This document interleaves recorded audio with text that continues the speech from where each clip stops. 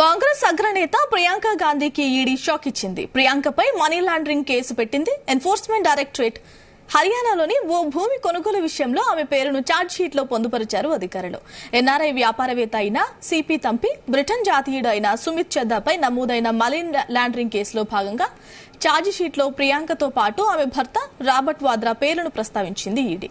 ఈ మేరకు డిసెంబర్ 28న విషయం బయటకు వచ్చింది.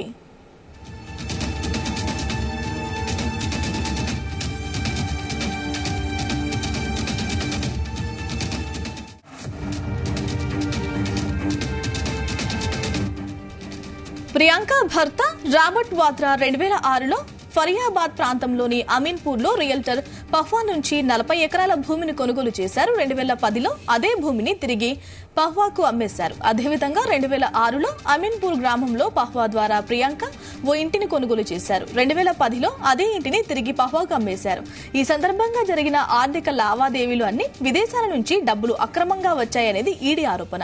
విదేశాలకు చెందిన తంపి, సుమిత్ చద్దా ద్వారా ప్రియాంక గాంధీ, ఆమె భర్త వాద్రా భూముల కొనుగోలు ద్వారా మనీ లాండరింగ్ పాల్పడ్డారని ఈడీ ఆరోపిస్తోంది. ఈ క్రమంలోనే వారి పేర్లను ఛార్జ్ షీట్ లో నమోదు చేసింది ఎన్ఫోర్స్మెంట్ డైరెక్టరేట్.